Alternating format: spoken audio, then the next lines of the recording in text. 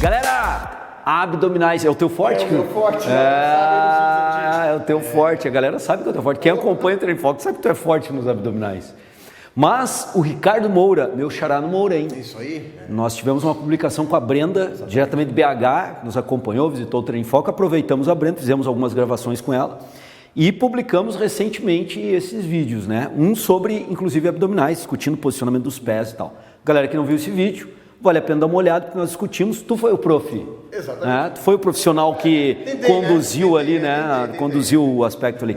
Que era para discutir a questão do posicionamento dos pés. Aí o Ricardo Moura assistiu, gostou, assimilou a informação e nos questionou sobre posicionamento de uma outra região corporal, o que tinha que fazer. E tu não sabes qual é ainda? Não sei. Não falei e nem vou falar para ver como é que faz o abdominal. Não foi nada combinado, né? Bom, a galera tem que confiar nisso, que eu não te falei nada. O que é que o Ricardo Moura perguntou aqui, o que nós vamos discutir logo depois da vinheta. Garoto. Eu tô até com medo já.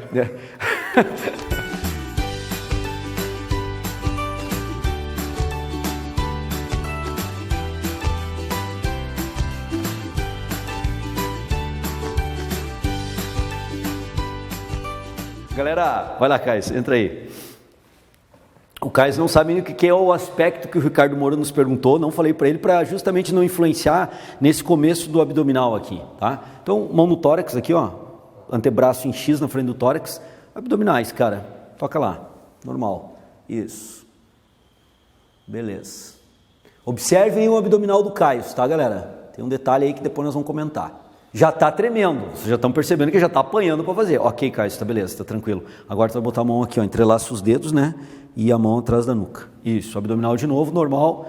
Flexão tóraco-lombar da coluna vertebral, não tem flexão do quadril. A ideia é trabalhar dinamicamente o reto abdominal como principal motor do movimento. Como o principal motor do movimento.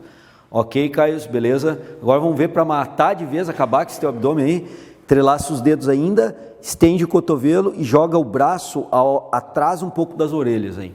E mantém. Ih, rapaz, agora está morrendo. Estou aumentando a alavanca, estou aumentando o grau de esforço do exercício. O torque resistido para o abdominal cresce e o torque motor muscular do abdominal tem que crescer para levantar agora um peso do tórax com um braço de alavanca maior. Ok, segurou. Qual é a pergunta em si do Ricardo Moura?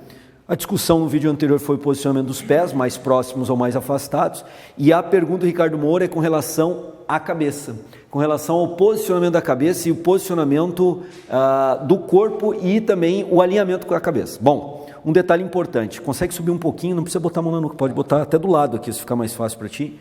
Isso, segura um pouquinho. Nessa posição, quando o Caio se desloca, a ação gravitacional age, obviamente, sobre todo o corpo, e pegando aqui o aspecto do crânio da cabeça e fixando o tronco, a ideia é que a carga gravitacional faça isso. Projete o crânio do Caio para baixo e ao projetar o crânio para baixo, uma hiperextensão cervical ocorre. Pode relaxar um pouquinho agora aí. Então essa é a tendência gravitacional. É sobre carga gravitacional gerar uma hiperextensão cervical da coluna vertebral, né? Aumentando a lordose cervical, o que não é uma posição adequada. A posição adequada é manter a curvatura normal e registrada. O Caio, ao longo das execuções dele, se vocês observarem bem, e até podem voltar ao vídeo para ver isso, vão verificar que tu manteve um bom alinhamento. Mudou um pouquinho quando jogou o braço para trás, porque ficou mais pesado, mas normalmente ao longo de todo o exercício, que obviamente está focado no reto abdominal e nos oblíquos, para fazer a flexão tóraco-lombar, de forma dinâmica, tu conseguiste com menos carga ou mais carga, usando modificações do teu posicionamento corporal, sustentar bem e a posição da cabeça não se alterou muito. Com mais carga que foi o braço para trás, com mais esforço, teve uma pequena modificaçãozinha, mudou um pouquinho a posição cervical, mas não foi muito. Né? Mas o que é importante então aqui? Com mais ou menos grau de esforço modificado pelo posicionamento dos membros superiores, como eu fiz anteriormente, nós temos que lembrar que independente da posição, sobe de novo. Nessa situação, quando faz a flexão tóraco-lombar, age dinamicamente com o reto abdominal para esse movimento, a ação gravitacional vai fazer isso. Então há necessidade de que os flexores cervicais, a musculatura cervical, flexora cervical, faça uma contração isométrica e mantenha essa contração isométrica. Eu não sei se dá para observar bem isso nas câmeras, mas o Caio se encontra aqui com contração isométrica dos flexores cervicais, dentre eles o esternocleidomastoide aqui também está sobre contração isométrica para justamente evitar essa posição. Ok, Caio relaxou. Então esse é um ponto que tem que ser observado. Se a pessoa consegue executar bem o abdominal dessa forma, tranquilo. O que nós temos que observar agora é o seguinte, muitas pessoas ao executarem um abdominal, e aí nós brincamos isso no chão de academia, né, no front, no chão de salas de musculação, é que as pessoas trabalham às vezes mais pescoçal do que abdominal. É uma brincadeira que eu uso para a pessoa entender o processo, né? Um leigo no assunto, nós temos que usar estratégias didáticas diferentes para que ele possa entender. Então a ideia de, tá se trabalhando mais o teu pescoçal que o abdominal, ele começa a captar melhor, entender melhor a lógica. Que são indivíduos que vão fazer o abdominal, ao invés de fazerem a flexão tóraco-lombar, com a estabilização cervical. Essa estabilização cervical, então, qual é o fator? Manter a distância entre queixo e peito, tem que ser mantida essa distância. Se eu mantiver a distância entre queixo e peito, já mostro isso com o Caio, se eu fizer a flexão tóraco-lombar no abdominal, eu não estou forçando demasiadamente a região cervical. Sempre haverá uma carga para a região cervical para evitar a hiperextensão cervical. Foi o que eu acabei de mostrar contigo, Caio.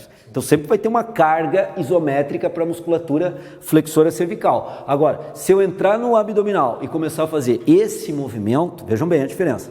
O movimento que eu devo fazer é a flexão tóraco-lombar mantendo distância queixo e peito. Esse é o movimento. Agora, muitas pessoas, ao fadigarem a musculatura abdominal, o que elas acabam produzindo? Flexão cervical. E extensão cervical sobre ação gravitacional e flexão cervical. E aí a ideia é do pescoçal e não abdominal. Então, esse detalhe tem que ser cuidado. Então, vou mostrar agora com o Caio. Vai lá, Caio.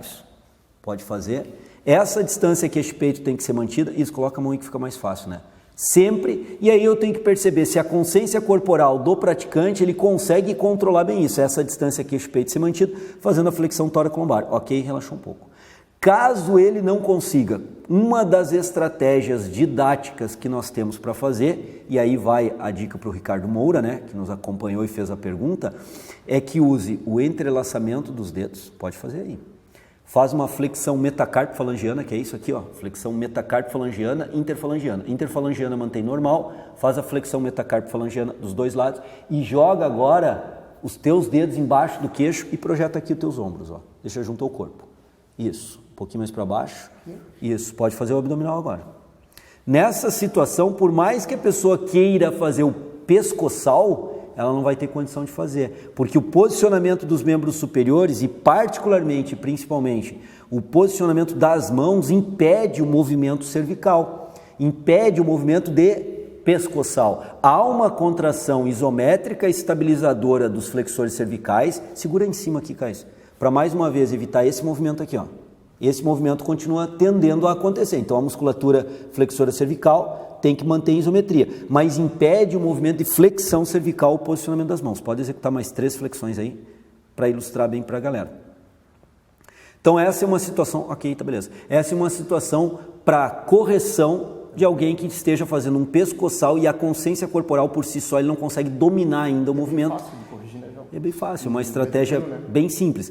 Claro que aí as pessoas, né, Caio, podem estar agora analisando aí junto com o Treino em Foco. Bom, mas aí eu não tenho mais como trabalhar a carga, aumentar ou diminuir o grau de esforço pelo posicionamento dos membros superiores. Realmente não tenho. Por quê? Porque eu usei os membros superiores agora para justamente de forma didática corrigir um problema emergencial. Qual era o problema emergencial? Posicionamento da cabeça e a flexão cervical no pescoçal. Então eu usei os membros superiores e principalmente o posicionamento da mão para corrigir essa situação. E aí, obviamente, eu não tenho como usar sobrecarga posicionando em pontos diferentes os membros superiores.